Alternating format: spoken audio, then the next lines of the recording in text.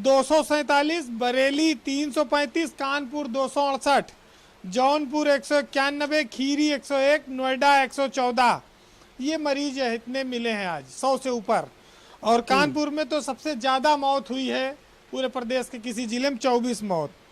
अब आपने कहा कि भाई इसके साइड इफ़ेक्ट हैं, बात सही है, क्योंकि जब महामारी आई तो ट्रेन सब बंद हो गई, आवागमन साधन बंद हुए, लोग पैदल चले, भूखों आए, नौकरियां गई, खाने का संकट है, अब 5 महीना होने जा रहा है, तो हर जगह से जो रखा था पूंजी थोड़ी बहुत बचा के बच्चों की स्कूल फीस ये वो सब आदमी अपना कर रहा है कहीं से जीने मरने भर को।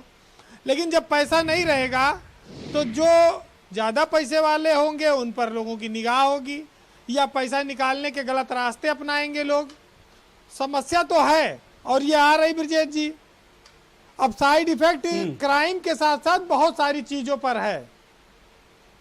इसको आप इस बात से समझिए कि एक बहुत मशहूर गायक थे अल्ताफ राजा, सबने उनका नाम सुना होगा। तो एक बार एक टेम्पू में अभी हाल ही में एक सवारी बैठी और उसमें अल्ताफ राजा का गाना बहुत बज रहा था। तो सवारी ने पूछा ड्राइवर से ऑटो के, भाई ये बताओ कि अल्ताफ राजा गाना बहुत बजा रहे हो, तुम क्या अल्ताफ राजा के फैन हो? तो उसने कहा नहीं, मैं खुद अल्ताफ राजा हूँ।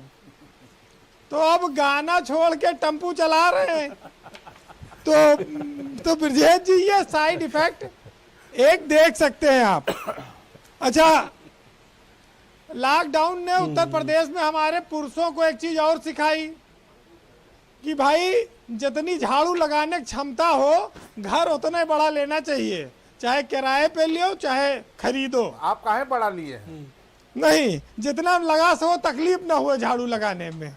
वजन इसीलिए घट गया है इनका। तो लेकिन ये बात सही है ब्रजेश जी की देखिए 1 लाख से ऊपर हम टेस्ट उत्तर प्रदेश में करा रहे हैं। हमारे पास जर्जर स्वास्थ्य सिस्टम था, कोई चमत्कार रातों रात नहीं हो सकता था। तमाम सारे अस्पताल लखनऊ में और उत्तर प्रदेश में बने और मेडिकल कॉलेज बने और सतत प्रक्रिया अखिलेश यादव ने जो शुरुआत की थी योगी सरकार में मेडिकल और कॉलेजों पर वो जारी रही। लेकिन इलाज इतनी बड़ी संख्या में 25 करोड़ आदमी का दे पाना इतना आसान नहीं है, क्योंकि हर आदमी को जब ये टच करेगा, कोरोना ऐसा लगता है कि उसी दिन रुकेगा जब इसको नए क्लाइंट मिलना बंद हो जाएंगे, अन्यथा ये अपनी पहुंच सब तक बनाने की कोशिश करेगा। अब ये समस्या तो रहेगी, लेकिन कोई सरकार होती। पर आप देखो ना, चाहे यूरोप में इटली देख लो, फ्रांस देख लो, अमेरिका देख लो, स्वीडन देख लो, नॉर्वे देख लो, कोई भी देश देख लो, तो इन्होंने एक पोजीशन के बाद संक्रमण को फैलने से समाज में रोका। हम समाज में संक्रमण रोक नहीं पा रहे हैं, हमारी चिंता ये विषय होना चाहिए। देखिए, संक्रमण न रोकने के पीछे बेरोजगारी, जनसंख्या बहुत ज़्यादा होना और हमारे यहाँ शिक्षा और तकनीकी का इस्तेमाल, ये सब बहुत सारी चीज़ें हैं जो हम नहीं कर पा रहे हैं। हमको अभी बहुत चीज़ों से लड़ना है। ये देश तो भूखमरी और गरीबी से लड़ रहा है। अब ये उसको आसमान में और चांद पे जाने की बात करते हैं, दिखाते हैं, और नीचे पता लगा कि तन पे चड्डी भी नहीं बची, वो भी खींच ले गए लोग हैं, नंगा घूम रहा है आदमी। तो ब्रजेश जी, हमारा देश गरीब देश है, हम मुल्क गरीब मुल्क में शामिल हैं दुनिया में। हम बड़ी बड़ी बातें चाहे जितना कर लें, लेकिन पेट की आग बुझाना आसान नहीं इस देश के, इतनी भीड़ है यहाँ। और आप तो सब जानते हैं, पत्रकार को एक न्यूट्रल जो है एनालिसिस करनी पड़ती है। उत्तर प्रदेश में गोरखपुर में अपहरण होता है, मर्डर हो रहा है। 5 सेकंड दीजिएगा, मैं वीरेंद्र जी को एक बधाई देना चाहता हूँ। कानपुर में अपहरण हुआ, मैं बिल्कुल दूंगा, वहां पर मर्डर हो गया। कानपुर देहात में आज अपहरण हुआ, मर्डर हो गया। तो अपहरण की भी चुनौती आ गई, फिरौती की चुनौती सरकार के सामने, तमाम सारे क्राइम बढ़ रहे हैं। ये बताओ ना वीरेंद्र जी कि इतने काबिल अफसर बिठाए गए हैं ऊपर, जिनके इनकाउंटर्स के ट्रैक रिकॉर्ड बड़े तगड़े बताए जा रहे थे, बड़े ही एक्टिव और Singham type, tiger type image वाले अफसरों को क्या हो गया? उनके रहते ही क्या हो गया? मतलब हो क्या रहा है ये? ब्रजेश जी, पहले गांव में लोग मूछों पर बड़ा ताव देते थे और मोछ बड़ी रखाते थे और कहते थे कि ये मर्दानगी की बहुत निशानी है। अब उसी से प्रेरित हैं बहुत सारे लोग। लेकिन ताव देना पड़ेगा तभी अपराधी डरेगा, है ना।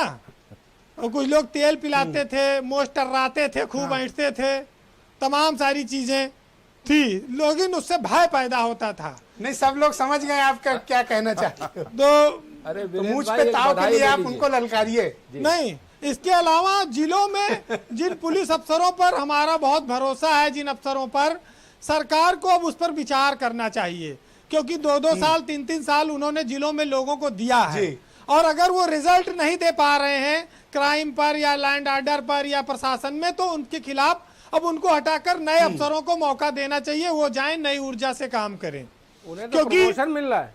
क्योंकि ये चीजें बहुत। कंक्लूड करिए वीरेन जी, वीरेन जी कंक्लूड करिए। तो चलिए आज, नहीं, हाँ, सुरेंद्र जी को कह लेने दीजिए जी।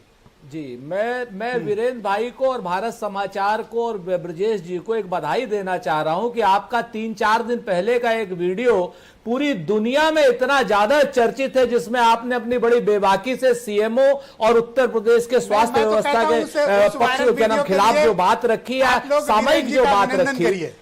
उसके लिए आप बहुत बधाई के पात्र हैं। आपका चैनल वीरेन जी बधाई गो का अहेड, पात्र आप है। अपनी वीरेन जी कंक्लूड करें।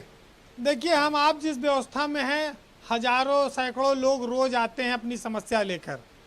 अगर इस कोरोना महामारी में किसी एक के इलाज की, किसी एक की मदद हो जाए, तो हम लोगों का जीवन सार्थक है, हम लोगों की मेहनत सार्थक है।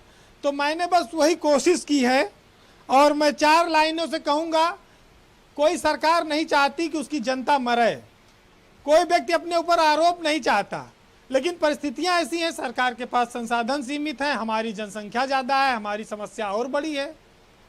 तो जो कोशिश है वो पर्याप्त दिखती है। तो उस पर 4 लाइनें कहूंगा ब्रजेश जी, कि जमीन पे चल ना सका, जी, आसमान से भी गया, और कटा के पर वो परिंदा अपनी उड़ान से भी गया, और तबाह कर गई उसे पक्के मकान की ख्वाहिश, वो अपने गांव के कच्चे मकान से भी गया, और पराई आग में कूदा तो उसे क्या मिला, वो उसे बचा भी न सका और खुद अपनी जान से भी गया। वाह, thank you so much Viren ji, आपका बहुत बहुत शुक्रिया। ग्राउंड जीरो से आपने अपने इनपुट्स उपलब्ध कराए हैं, आपको बहुत बहुत धन्यवाद। अब मैं नवीन श्रीवास्तव जी की तरफ रुख करना चाहता हूं, भारतीय जनता पार्टी यानी रूलिंग पार्टी के स्पोक्स पर्सन हैं। तो अब आपके पास आपके लिए 2 सवाल हैं। पहला, कोरोना से निपटने में सरकार जो झोल खा रही है, एक तो ये कि लगातार केसेस बढ़ते जा रहे हैं, गंभीर मरीजों की संख्या, वायरल वीडियो जो झांसी का आया है आप देख लीजिए, आप निश्चित रूप से कांप उठेंगे। अव्यवस्थाओं का दौर है। लखनऊ जैसे शहर में हालत यह है कि यहाँ बेड नहीं नसीब, जबकि आपके पास 4 बड़े सुपर स्पेशलिटी सरकारी अस्पताल हैं। दूसरी तरफ अपराध के ये हालात। सवाल तो आपसे बनते हैं ना नवीन जी, और आपको इन सवालों का जवाब देना पड़ेगा कि आखिर ऐसा हो क्यों रहा है। दूसरा, कानून